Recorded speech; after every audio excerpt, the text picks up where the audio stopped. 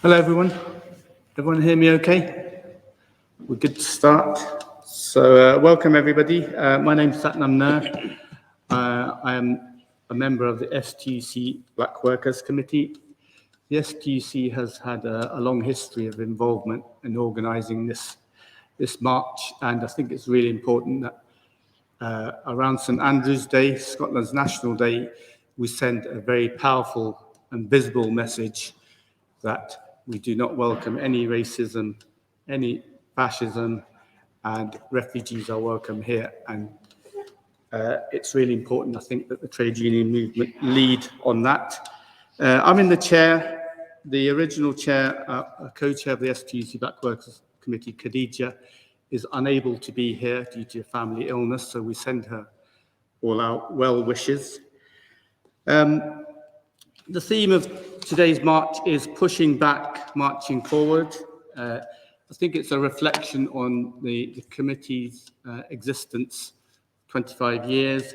The march has been going since 1988, and we realise that although we have made some progress, we really do need to push forward with the anti-racism, anti-fascism agenda, and nowhere has it become more apparent than with recent events, whether it's the refugees and asylum tragedy in the Channel or the institutional racism around the cricket, and that's just topical in the very recent times. So I will move on. Our first contributor, this is being live streamed, and everybody can pick up background about the march from the programs here. Our first contributor is Mohammed Asif. He's the director of the Afghan Human Rights Foundation. Mohammed Asif has had a long involvement with the committee. He's a prominent human rights and anti-racist campaigner. Mohammed will focus on Afghan refugees in Scotland, racism in Scotland, and the importance of redoubling efforts to take collective action on racism and solidarity. So without further ado, I will pass on the mic to Mohammed Asif.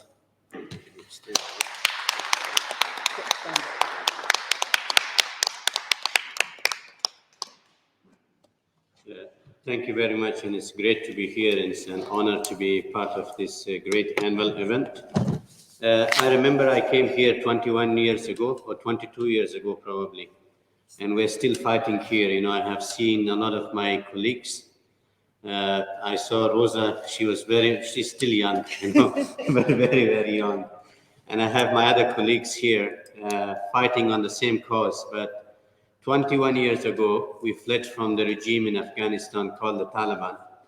And 20 years later, sadly, you know, the same barbarians, as I call them on the daily basis, are back into power, this time again by Britain and America. The last time they decided to remove them, this time they decided to re-empower them within 9 or 11 days, you know, gifting them Afghanistan, and causing the influx of Afghan refugees, not in Britain, but in neighboring countries. As we have seen the Home Secretary, as Satnam said, you know, it's about to do with racism and the Tories.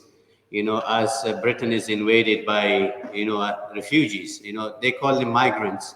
But according to the Home Office, their own statistics, 61% of asylum seekers are accepted, you know, under their own statistics, 61%.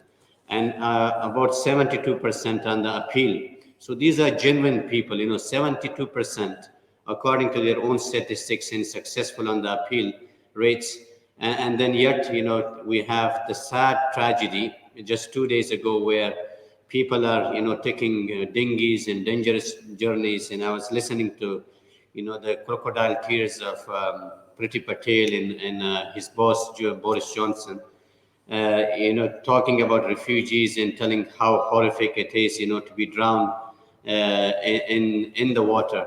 But sadly, you know, when we talk about, it's all interrelated, I'm sorry, but, you know, it's an international racism, you know, towards the countries that they bomb 24 hours or 20 years or 30 years around the world. So if you tell me, if you are running from the likes of Taliban right now in Afghanistan, where will you go? Where will you seek legal route?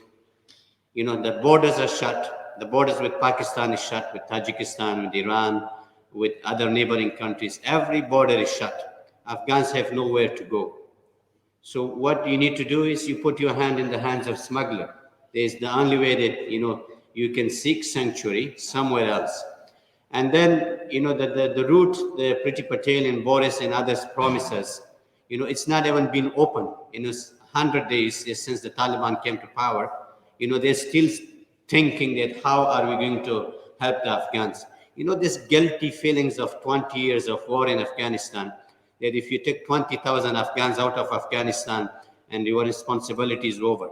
You have to think when all of us in this room, when we were marching on the streets of Glasgow in Scotland and across Britain, we were saying that the war in Afghanistan was not the solution to the conflict in Afghanistan. There had to be a political solution. And Tony Blair and others, were telling us, no, we are going to go to war. Sadly, a lot of the Scottish families that I know in Scotland here, they lost their children in Afghanistan. What is Boris and David Cameron and Tony Blair, the war criminal, is telling, these families that why your children went to Afghanistan and why they were killed in Afghanistan. And now we have, 23 million Afghans have no food. 3 million kids or children are about to die because they're malnourished. 1 million are about to die this winter. And the world has sanctioned Afghanistan. The Taliban are there, yes, but the humanitarian crisis, the world has to come and help the ordinary Afghans. But welcoming the Afghan refugees of Scotland and Glasgow especially, the STUC and other organization in this room, they welcome refugees, not only Afghans. Look at the Syrians, look at the Iraqis, the Kurdish, the Afghans, the Sudanese, sadly, people are not able to come. When we are told, and when the warship is sent to the channel crossing and, patrolled by the choppers, and we are told we are invaded, by refugees, do you really know how an invasion look like? Go to Iraq, see an invasion, how it looks like. Go to Afghanistan, go to Yemen, where the women and children are butchered and killed by British-made bombs, including, made in Scotland, not far from here. The missiles, one of the best missiles, I think, is made in Scotland somewhere near Edinburgh. These are all used against Yemenis, against Iraqis, against Afghans, against, many other people around the world. But when the same victims, come to this country, we are told we don't want you. When we shut the borders on their faces. Today, one of the lords, I forgot his name, he was putting it very eloquently. He said the top 10 countries, if you look at the Home Office list, their own list, it's the countries that the majority of asylum seekers come here, is, they're the victims of wars or the victims of brutal regimes or warlords or drug lords. They come to this country. And if you look around the world, where refugees or asylum seekers go, they go to the neighboring countries. Pakistan is a poor country. They have over 3 to 4 million refugees. Iran, Lebanon is a broken economy. They have 1 or 2 million Palestinian and Syrian refugees. Iraq itself is, at war. The infrastructure is destroyed. They have about more than 1 million, Syrian refugees. So who comes here? Very, very tiny minority. But when we arrive here, we are called terrorists. We are called scoundrels. We are called, so many different names. Trust me, nobody will put their kids in that position. If we go back 18 months ago, did we not fight over a loaf of bread, during the first lockdown? Did we not fight over a pack of pasta or a roll of toilet paper? Did we not empty the shelves of Asda, Tesco? Why we did? Because we wanted to have food for our children. We wanted to protect our families and our loved ones. And even this country is not bombed. This country is not at war. This country is not poor. It's the 6th or the 5th richest country in the world. But we emptied every single supermarket and we put the stuff in our stores, in our garages, in our storages, that we can have food for our children. But with the same people who are bombed, by Britain and America for the past 20 years, 23 years, 40 years, 30 years, the same people, and very, very, few of them make it to the shores of France or Britain. People have family links, like this young woman yesterday when we saw the picture, horrific pictures, young women having, hopes and aspiration wanted to be with her husband, drowned in the middle of the sea, probably, what she was thinking, that why she has to die, think for one moment.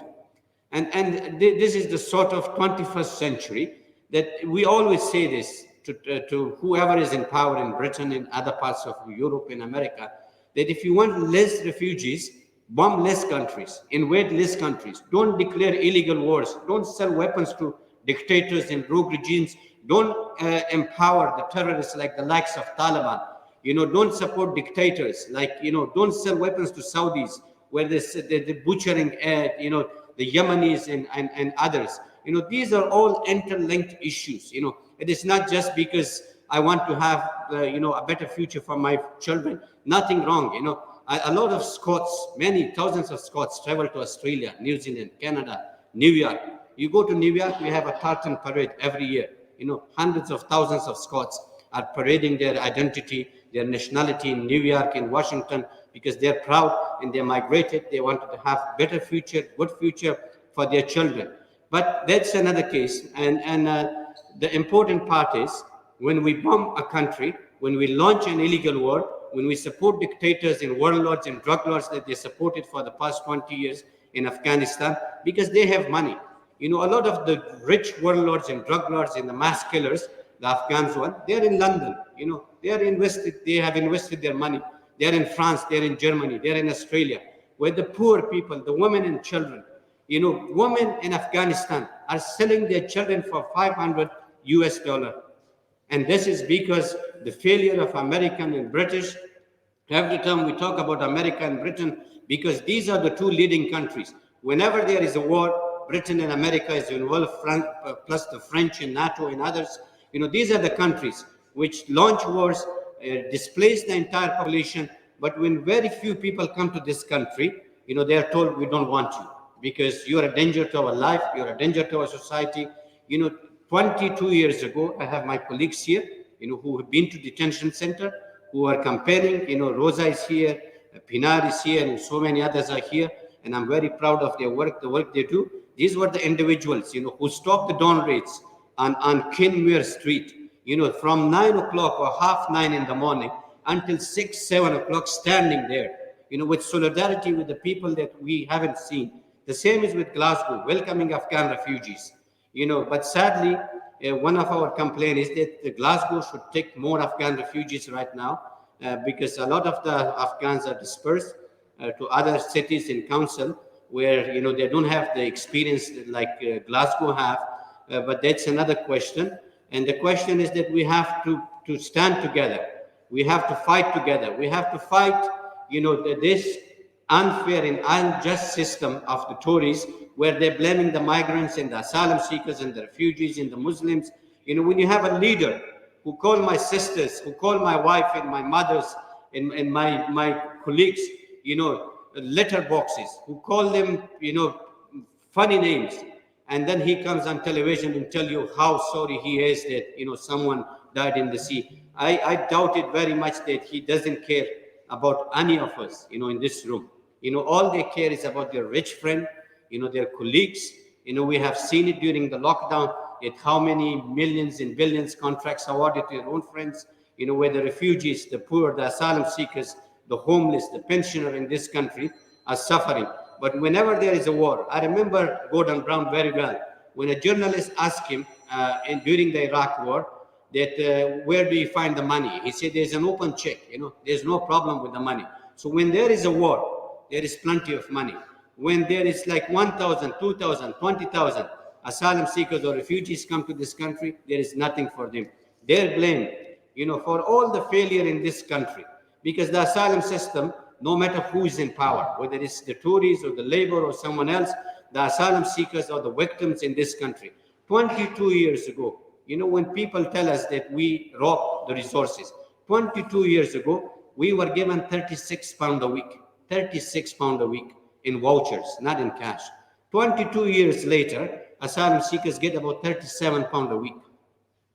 That's the amount of money. Not allowed to work, not allowed to move home. Even in some cases, you're not allowed to get married. You're not allowed to have guests in your house. If I can work, why don't you allow me to work? I can feed my family. I can look after myself. I can contribute to the society. I have a lot of successful, asylum seekers or former asylum seekers, even in this room, in Glasgow, in Britain, many are very successful. They're contributing, they're working, they're part of the society, and asylum is not a crime, as I always say this, it's a fundamental human right that every person has that, that right. When you are suffering from persecution from the drug lords and warlords and the terrorist regimes that Britain and America empower around the world, then you are entitled to come here and seek sanctuary. Whether you are genuine or not genuine, that has to be assessed. And according to the Home Office assessment, their own assessment, 61% asylum seekers are successful, when they are interviewed. And upon the appeals and tribunals, it goes up to 72%. So their own statistics is against them, and they're not going to release. They refused to release just 2 weeks ago their own statistics because they're embarrassed. When Priti Patel tells you we are all bogus, we are coming here to live in the hotel. Who will live in the hotel when you have family and children? It's good to have a sunshine somewhere in Mexico or in Thailand or Malaysia or in Spain. That you are in a hotel, it's fine. You're having fun, having a glass of wine, having dinner, dance, and that's fine for a week. But when you're stuck in the hotel, you're not given a penny, to spend it or to call your friend or call your loved one, and you're stuck in that hotel for months and years. And then, you told us that we are ungrateful. We're not ungrateful. We want to say thank you to the people of Scotland, to the generous people in this country, that those who welcome us, we're not ungrateful. We're not selfish. We say thank you, for giving us a shelter. But you should treat us as a human being, rather than numbers, rather than statistics, because we have hopes and aspiration. Trust me, in the 80s, I could have gone anywhere in the world. When the West was begging us, leave, go, we could have gone anywhere. We didn't want to be refugees. But time was tough. There was no place. There was no country. There was no regime. So you have to leave. And it's not easy when you leave, your country. I work with young people. A lot of my colleagues work with young people. When you ask them, and they tell you, the cultural identity that I have to give up my family, my culture, my country, because you're forced to. But at the end, I would like to say thank you to STUC and everyone here. Please keep the fight. It's not an easy time. And finally, I would like to offer my condolences, my prayers to the people who died or who drowned in the sea 2 days ago, and all those who died, and who are the victims of wars, illegal wars, and no matter who they are and where they are, our prayers and condolences are with them. Thank you very much. God bless. Thank you.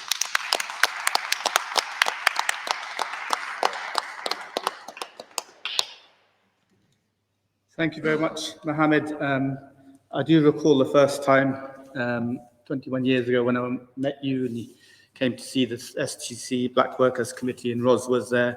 And sad to say that our fight continues. And thank you for flagging up the international dimension to today's theme. It's very important. It's part of our ongoing work, and the trade union movement has a really key role in pushing back, in supporting Afghani asylum seekers and all refugees, and challenging the UK's brutal and inhumane asylum policies. Gives me great privilege to introduce our next contributor, Zanira Ali, on my left. She is a young anti-racist activist and student. She played an inspirational role in the peaceful Kenmure Street protests against the Home Office that prevented the removal of 2 asylum-seeking workers. Zanira is also a volunteer for Living Rent and part of their defence team in Pollock Shields area, and she's active fighting for tenants' rights. Zanira will focus her contribution on the Kenmure Street protest and give us some further insight into this action and how this is an example of collective power and community solidarity. And hopefully she'll steer us towards lessons that can be learned from this victory. And 6 months on, what now? Zanira, to you.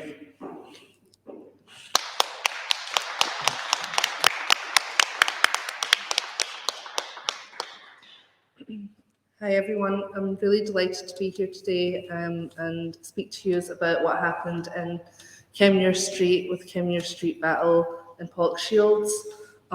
It's the area that I live in, and the residents, along with many trade unionists and anti-racist activists, were there shoulder to shoulder protecting our neighbours from the UK Home Office. No doubt everyone here has read about it or seen it in the news, and depending where you read about it, it's probably reported differently to what actually happened and what I experienced. For instance, we were referred to as a mob, and it was also reported that Police Scotland were there to protect the two individuals in the van from us, the so-called mob. That is obviously not true. And just speaking about the police presence, it was quite astounding. And to be honest, I can only describe it as being purposely provocative. And I really think that we can draw our own conclusions, but I do question what the motive was for having the area flooded with police officers. That Thursday wasn't just any Thursday; it was also Eid, which marks the end of Ramadan for Muslims. So to have police officers flooding the streets, and many of them who wore Blue Lives Matter badges, it was quite provocative and insensitive, to say the least. So yeah, and you know, the area, Pollokshields, is one of the most diverse areas in Glasgow, with it being predominantly made up of people of colour. So that's just another point I'd like to make. And I also remember on the day, the local mosques were quite busy, just with Eid prayers, and in Kenmure Street, the local mosque was situated near the van. The people that were coming out were asking, you know, what's going on, as the crowd started to form, and obviously many of us told them what was going on, and they stayed and they stood with us in solidarity, so that was really nice. It all happened quite organically. There was families, people of different ages, different backgrounds, people with their pets. It was quite amazing to see, and for me it was one of the first times I saw a strong demonstration of solidarity. And again, it happened all quite organically. So yeah, at one point, when I was in front of the van, there was police officers between me and the van, and many of us that were there were all there for the one aim, and that aim was to ensure that the Home Office wouldn't kidnap our neighbours. My brother was also with me, and one of the police officers, I believe, was being purposefully confrontational, maybe to, you know, in order to maybe get a reaction so that they'd have an excuse to make arrests. But it was entirely peaceful. It was a really friendly atmosphere, and everyone there really supported each other and we were looking after each other. At one point, a lady came and stood next to myself and my brother, and it was quite comforting because she had her small baby with her. And I just thought, in the face of something so mean and ugly, there was something really nice and beautiful and nurturing next to me. And I feel like that was a true reflection of the day.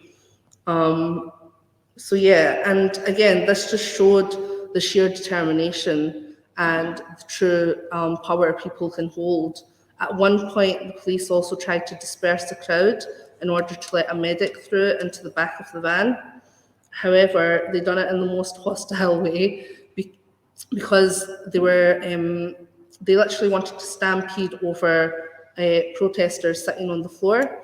And so at one point, the people who were being stepped on and trampled on, they got up and linked arms with the people next to them and quite literally started moving forward and pushing the police back into retreat. And again, it was just amazing to see real people power and direct action been used. So yeah, and as we know, this wasn't the first time collective power and community solidarity took direct action and won, and it certainly won't be the last. We've seen the inspiring Glasgow Girls campaign against the UK government in 2005, which successfully prevented the deportation of their school friend, who was also a victim to a dawn raid. That campaign was rooted also in the working class community of Drumchapel. So I think it's important that we take the same spirit and energy that was in Kenmure Street that day and bring it to a mass movement, and again, keep it on the streets. Dawn raids, as we know, are not the only racist and hostile tactics used by the government. The recent tactics and racist laws have led to the deaths that Asif referred to. And you know, these people, they're running away from conditions no one would ever want to face, and yet the racist government, the Tory government, continue to beat down on them. It's shameless, and we should really call it what it is, and that is fascism. And so everyone here today, you know, the fact that you are here shows that there are people out there who will fight these kind of atrocities. And again, I just implore everyone to look into your local anti-racist movements and campaigns. I'm sure Asif mentioned a few, but there's also Stand Up to Racism, there's the the No Evictions campaign, there's also the Migrants Organising for Rights and Empowerment. All of these grassroots movements are doing vital work and really uplifting communities. And speaking of communities, Pollock Shields is quite unique in that there's loads of local spaces and community activists that really uplift the people that live there. And so even just looking in your own communities and seeing who's doing the work and just supporting them in any way you can, I think is a really good thing. And yeah, it's in these kind of movements that you'll find your allies. And like I said, there is trade unionists, anti-racist activists, families, just everyday people there in Kenmure Street. And so it just showed that when it comes to it, people will stand together, shoulder to shoulder, no matter what, and you know, take care of each other and support one another, and yeah, just kind of push back the overreaching hands of the state, really. So I'm happy to take any questions afterwards. Yeah, I think I'll just leave it there.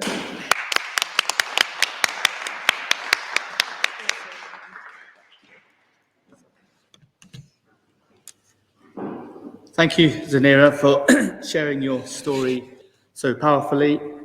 What you have done and what you are doing is truly amazing and uplifting. I think that's a great word. That's how I'm feeling just now. Our next introduction, Ros Foyer, is our next speaker is Ros. She's General Secretary of the STUC. Actually, Ros needs no further introduction. Suffice to say that we couldn't ask for any better leader heading up a trade union movement of Scotland. So over to you, Ros.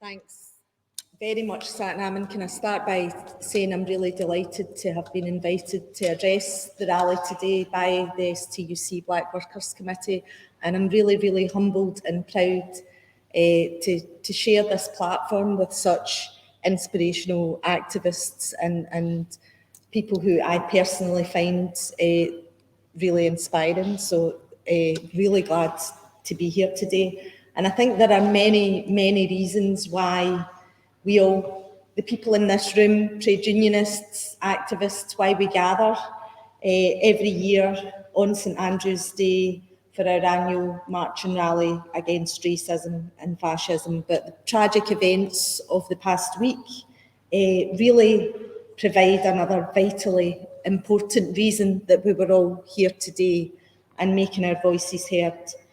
I think this loss of life that we've seen in the past few days in the English Channel, just another news report of too many losses of life that we've seen happening in that way. It just really shows up the continued abject failure of our governments and governments across Europe to implement a humane refugee and asylum system. I don't think that's too much to ask, that our governments in our democratic countries have a humane system for looking after people. These are refugees who are seeking safety in the UK. They represent just a fraction, as Asif said, you know, the people coming to the UK, it's a fraction of the world's total of refugees.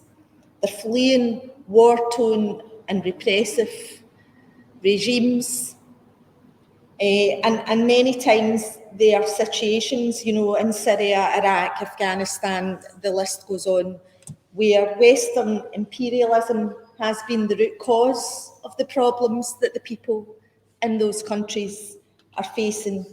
And our government's immigration policies are literally forcing people to risk their lives and put themselves in mortal danger to reach some sort of safety, and this just has to stop. So I know that we will redouble our efforts to try and make that the case. This cannot go on, and it's a shame on our country. Now, the St Andrew's Day March and Rally is actually 33 years old this year. In November 1988, the General Council of the STUC was approached, at the time it was by the Scottish Asian Action Committee, and they asked us if we would help organise a Scottish Day of Action against racism. And part of the reason was because the BNP at the time were attempting to claim St Andrew's Day as their day and hold rallies in Glasgow. And it was part of numerous attempts that we've all seen by the far right to seize upon nationalist sentiment, to combine it and really take advantage of the poverty and alienation felt by many people in working class and vulnerable communities across Scotland in order to pursue their own Nazi aims. And the STUC was clear then, as it is now, that there could be no complacency about Scotland being immune in any way from this, because Scotland wasn't free from racism then, and it's certainly not free from racism now. In 1988, as now, we had communities that were torn apart by unemployment, low pay, bad jobs and poor housing. And this, of course, is exactly the context in which disinformation, hate and fear can easily be spread. And that, as we all know, has extremely dangerous consequences. So just as we did then, we have to continue to recognise that workers are not immune to the climate of fear created by the Tories and their allies, and only an active campaigning approach to combating these lies is going to do. So we need to make the arguments in our own communities and nationally that our livelihoods and the way of life of workers and communities in which we all live are not endangered by a small number of children, women and men taking desperate measures to flee danger and protect themselves and their children. The real threat to our livelihoods comes from the profiteers who seek to drive down wages and attack collective organisation. The real threat to our way of life comes from those who actively seek to divide our communities. And the threat to the way of life of working people right across the globe comes from big business and the corporations who, unchecked by governments, are on course to throw up millions more refugees as their inaction on climate change impacts the global south and ultimately all of us. And that's why it's no accident that, along with trade unionists today, we were really pleased to be joined by anti-racist organisations, but also by youth climate strikers today who've joined our march and who understand that these things are all linked, so that together we can get the message out there that the enemies of ordinary working class people don't arrive on small boats fleeing persecution. They arrive in private jets seeking to extract more profits, and they don't care what the cost is of doing that. So the theme for this year's march and rally is pushing back and marching forward. And that's about us pushing back in our communities, but it's also about us looking back on 25 years of amazing campaigning activity taken forward by our Black Workers Committee within the STUC, which was formed in 1996. And over those years, the trade union movement has actively organised against the far right. We've campaigned for the closure of Dungavel Detention Centre, we've campaigned for a more humane asylum system, we've actively supported the fight for Surjit Singh Choker, and we continue to support the fight for justice for Sheikh Ubayu. And even before the tragic events of this week, our Black Workers Committee had chosen to use this year's rally to highlight the way in which workers and communities can come together and oppose racism. And I want to pay tribute to Zanira, to Asif, and to all of the people who were involved back in May in that historic display of defiance when the people of Glasgow pushed back on the Home Office's Dawn Raid policy and the specific targeting of Sumit, Sedif and Lakvar Singh. Hundreds of Glaswegians, including, as Zanira said, many trade unionists, local residents and campaigners, joined together and they gathered in Kenmure Street to block those vans. And this active alternative to sowing the seeds of division in our communities deserves celebration, but not only that, it demands replication right across our communities wherever deportations are taking place.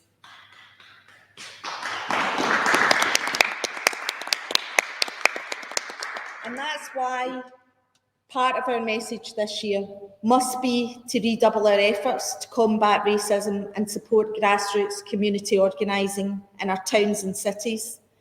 But for me, it also means looking inwards at our movement and recognising that we have much more work to do within our own structures.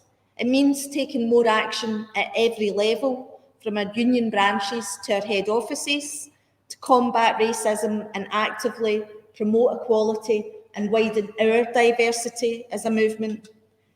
And in pushing back the racists and pushing forward for equality, we're all going to need to join together and work together. We need to build a broader movement. We need to harness the collective power required, that people power that Zanira talked about, to combat the many different income inequalities that blight Scotland.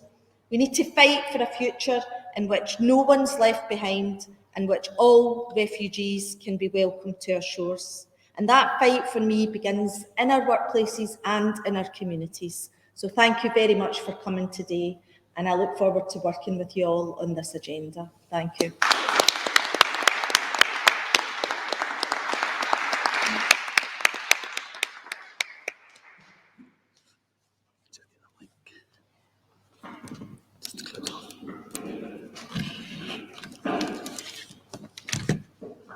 Thank you, Ros. Thank you so much for your important contribution. Important on so many fronts. You've articulated so well why we need to push back as we march forward. Just in closing this rally, I'd like to thank everybody here, everybody joining in on the live stream, and once again, can I ask you to show appreciation for all of the speakers for today's rally, and have a safe journey home. Thank you.